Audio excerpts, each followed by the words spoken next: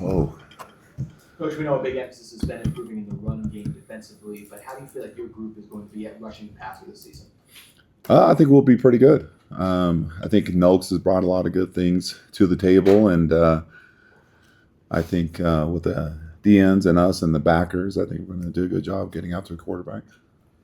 Coach, how do you feel about your depth rotation just as you guys are a week out from the season starting? I feel really good about our depth, and rotation will continually build and see where we're at with that. But it's a constant thing every day. Nobody should get comfortable, right? That's why I believe we rotate who's starting every day just based on the prior day's practice and how you approach the day, because nothing's guaranteed, and for surely nothing you should be comfortable with, because football's an ever-changing game. Anything can happen, and you got to be ready to go. Do you feel like has emerged so far throughout fall camp or just impressed you the most? Ooh, I think the room's done a really good job. But probably I would say Jai, just his consistency since he's been here in spring and fall, and he's probably my most consistent with him and Carson. They just continually show up day in and day out and do things that we're asking. But all the guys have done a good job, from Poo to Lucas to Mike to Jamal to Dylan. Maybe Dylan might be a bigger surprise just because he's made huge strides from spring to fall camp.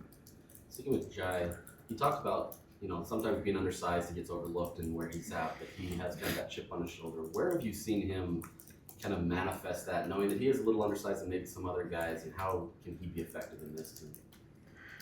Well, I think he understands that he has to be a technician, and he's where he could, if not one of our best technicians, day in and day out. So I think that really helps him.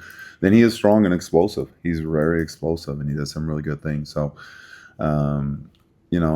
I think when you look at like the Pro Bowl list, talking NFL now and different things, you look at the majority of guys that are Hall of Fame and those type of guys, they're all undersized guys. They're not the Reggie Whites of the game, which Reggie is a Hall of Famer. He's awesome and big monster. But you go, just start looking at John Randall, Warren Sapp, Aaron, right, Donald. You look at all those guys, some of the greatest ones here recently are around that 6 foot mark. 280-ish, 300 maybe, and from there. So you just look at the, to me, size, right? The measurables are what they are, measurables. But at the end of the day, it's about, can you play this game, and he can play this game.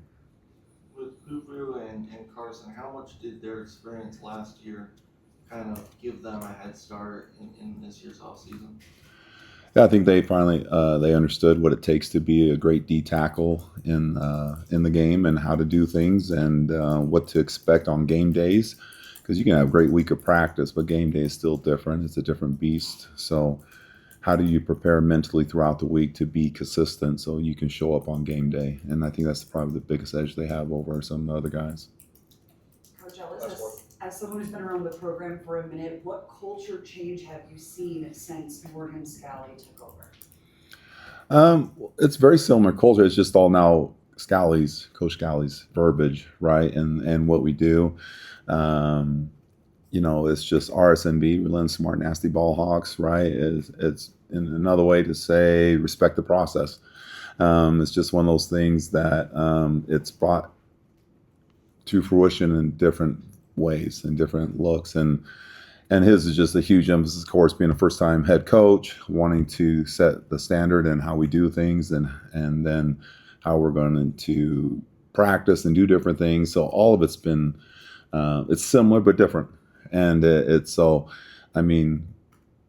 when you look at the track record and what we've done in the past, has been very good, and I just think it will continue through him, just the different emphasis on different areas. But the culture is now RSNB, and we all love it. We all understand it. The kids understand it. They understand what it means daily to have this culture, and it's a throughout the team type of culture. So it's good. But to say one particular thing, no. It's worded differently. If that makes sense, right? It's winning football is winning football.